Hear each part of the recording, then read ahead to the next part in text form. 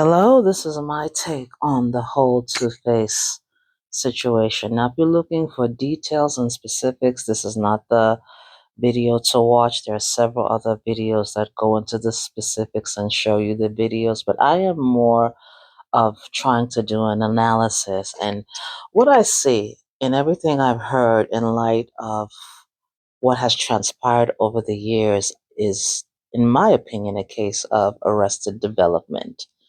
What do I mean by that? The boy who never grew up. The first time I heard about Two-Face was this actually what happened was I was scrolling by and this guy, he was really funny. He said, eh, ever since Two-Face wrote this African Queen, you can't talk to Nigerian babes anymore. Their head don't they swell, their head they swell. So I said, let me go look up this African Queen.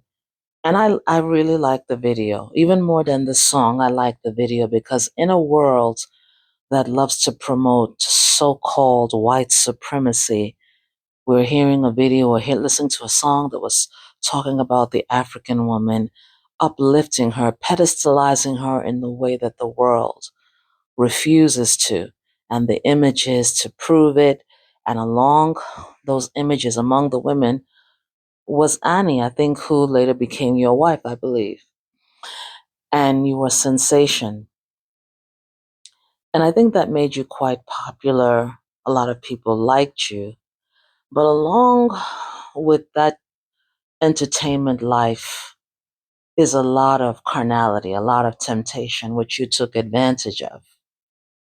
There are people who say, it's alleged, not me, I don't know you, I'm just going by hearsay, that you also have a substance abuse problem, which may have played a role in the type of life you chose, and this inability to think and to reason.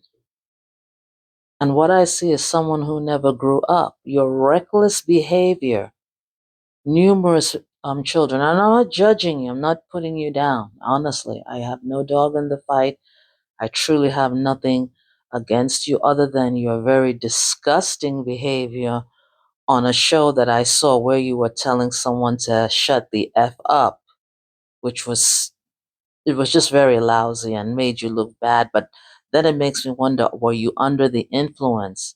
But from one reckless behavior to the another, and when behaviors are not corrected, when you're just living your life haphazardly, eventually you'll fall into trouble, and that's what has happened.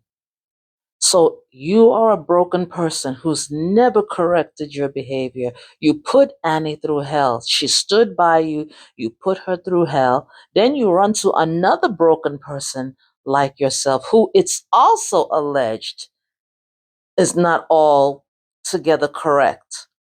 And when I saw that association, I did not, it almost seemed like you were running, you ran to her as an escape from Annie.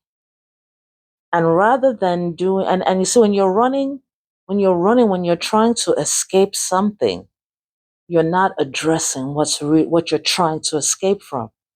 Those behaviors were never corrected. Why didn't you take some time to be by yourself? Why didn't you take some time just jumping from one person to the next? Why did you not take time to be by yourself to correct your behavior? Or did anyone stop to advise you, or did they try to advise you and you did not listen? So now your reckless behavior has made you now run to another problematic person who may lead to your ultimate demise if you don't get out of this. You are a boy that never grew up. You are someone who never took the time to correct your behaviors, to see, where did I go wrong? What's bothering me? What is this emptiness that's in me that's making me jump from one person to the next? And now look at the shameful, disgraceful behavior that you people displayed in London. She's over there screaming. That's what you picked up? And is this also your karma for what you did to Annie? Because Annie stood by you for a very long time. And then you had the nerve to come out of your mouth to say that you found your peace. Do you know how that made Annie feel? Imagine how that must have made Annie feel. You ran to find your peace. That is your peace. The screaming woman, that's your peace. If you can take the time to listen, but I know you won't. But if you can, it would be in your best interest to stop. Take the time to get quiet, get help, find out what is that emptiness in your soul, and employ some discipline. Because at 50 years old to be doing this is a sheer and utter disgrace. That's all.